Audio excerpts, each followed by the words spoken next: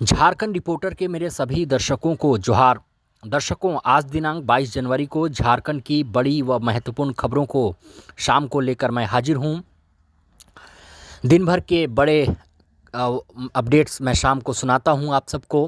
पहली खबर, नक्सलियों के झारखंड बंद का आंशिक असर, दुकानें खुली लेकिन नहीं चली लंबी दूरी की कुछ बसें। इनामी नक्सली कृष्णा हंसदा और अन्य की गिरफ्तारी व कथित तौर पर शारीरिक यातना देने के विरोध में नक्सलियों के झारखंड बंद का जिले में आंशिक असर रहा।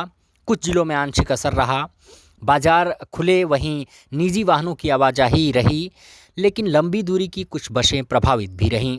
बता दें कि नक्सलियों की 24 घंटे की बंदी शनिवार आधी रात से शुरू हुई, जो रविवार दोपहर तक कहीं से कोई अप्रिय वारदात की सूचना नहीं मिली है। झारखंड बंद को विफल करने और नक्सलियों के मंसूबों को नाकाम करने के लिए पुलिस और प्रशासन पूरी तरह अलर्ट दिखी। अगली खबर, अनुसूचित क्षेत्र के नवनिर्वाचित मुखिया एक्सपोजर विजिट के लिए भेजे जाएंगे महाराष्ट्र। पंचायती राज विभाग झारखंड सरकार द्वारा पंचायत को सशक्त करने के उद्देश्य से नवनियुक्त 23 मुखिया एवं पंचायती राज विभाग के 3 पदाधिकारियों को 23 से 28 जनवरी 2023 तक महाराष्ट्र सरकार के प्रशासनिक प्रशिक्षण संस्थान में प्रशिक्षण हेतु भेजा जा रहा है। प्रशिक्षण के साथ साथ मुखियागण प्रसिद्ध समाजसेवी अन्ना हजारे के गांव रालेगांव सिद्धि पंचायत में व महाराष्ट्र में पेशा क्षेत्रों एवं अन्य ग्राम पंचायतों का भ्रमण करेंगे। 23 से 28 जनवरी तक महाराष्ट्र के पुणे में यह एक्सपोजर विजिट आयोजित किया जा रहा है। अगली खबर, आयुष्मान योजना के तहत इलाज के लिए डॉक्टर ने मांगे 10,000 रुपये, जांच के लिए टीम गठित। आयुष्मान भारत योजना के तहत निजी अस्पतालों में होने वाले इलाज को लेकर कई शिकायतें आती रहती हैं। इसी क्रम में धनबाद के नावाडीह आम्रपाली अस्पताल में आयुष्मान कार्ड के बावजूद मरीज से पैसे मांगने का मामला सामने आया है। शिकायत मिलने पर सिविल सर्जन ने कमेटी गठित कर मामले की जांच करने को कहा है।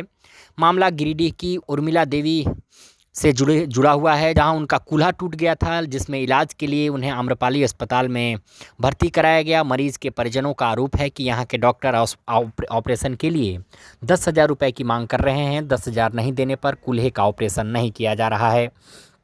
तो आप सबसे एक अपील की इस खबर को ज़्यादा से ज़्यादा लोगों तक अपने व्हाट्सएप, फेसबुक पर शेयर करें, ताकि अस्पतालों की ये मनमानी और ये भ्रष्टाचार से अस्पताल बाज आएँ। अगली खबर, 26 जनवरी से रांची आनंद विहार संपर्क क्रांति में फर्स्ट और सेकेंड एसी की मिलेगी सुविधा। अभी ये सुविधा नहीं है। रांची से दिल्ली जाने वालों के लिए अच्छी खबर है। रेलवे ने रांची आनंद विहार संपर्क क्रांति एक्सप्रेस में यात्रियों के लिए नई सुविधा बहाल करने का ऐलान किया है। गणतंत्र दिवस के दिन से रांची आनंद विहार संपर्क क्रांति में फर्स्ट और सेकेंड एसी में भी यात्री यात्रा कर सकेंगे। फिलहाल यह सुविधा जुलाई तक मिलेगी, लेकिन यात्रियों के मांग पर इसे बढ़ाया भी जा सकता है। बता दें कि अभी इस ट्रेन में कुल 16 कोच हैं, जिनमें स्लीपर, जनरल और थर्ड एसी शामिल हैं। अब फर्स्ट और सेकेंड एसी जुड़ जाने से 18 कोच हो जाएंगे। अगली खबर जेपीएससी से जुड़ी हुई, जहां साक्षात्कार के बाद जाति प्रमाण पत्र गलत बताकर एक आवेदक का आवेदन किया निरस्त। झारखंड लोक सेवा आयोग का परिणाम जारी हो और विवाद न हो, ऐसा हो ही नहीं सकता। जी हां, ये बिल्कुल सही है, क्योंकि एक नया मामला झारखंड संयुक्त सिविल सेवा परीक्षा 2021 से संबंधित है, जिसमें आरक्षित श्रेणी की एक महिला अभ्यर्थी को परीक्षा परिणाम के साथ असफल करार कर दिया गया और उसका प्रमाण पत्र, जाति प्रमाण पत्र गलत करार दिया गया है, जिसको लेकर अभ्यर्थी ने आगे अपील की है। अगली खबर, पलामू से, जहां 2 बच्चों संग महिला ने लगाई फांसी। मनातू थाना क्षेत्र के रंगैया गांव में पति के साथ अक्सर घर में विवाद से तंग आकर महिला ने 2 बच्चों को लेकर खुदकुशी कर ली, लेकिन संयोग से एक 10 वर्षीय बच्चा बच गया। बताया जा रहा है कि पति ने दूसरी शादी कर ली थी। अपने पति की दूसरी शादी से वो काफ़ी नाराज़ थी। हाल के दिनों में उसकी सौतन इसी घर में कुछ वक्त बिता कर गई थी। इस मामले के बाद उसने यह कदम उठाया है। अगली खबर काफ़ी महत्वपूर्ण, जो गढ़वा जिले से है, जहां आदमखोर तेंदुए को अब मारने का आदेश। मध्य प्रदेश से आएगी टीम।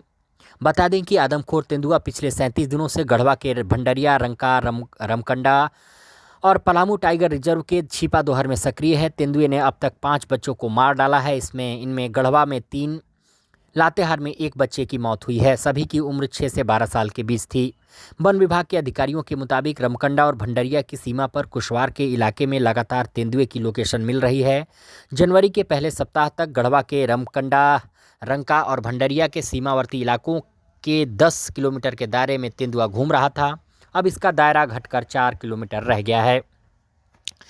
इस आदमखोर तेंदुए को मारने का आधिकारिक आदेश मिला है, लेकिन इसकी वैधता 31 जनवरी तक ही है।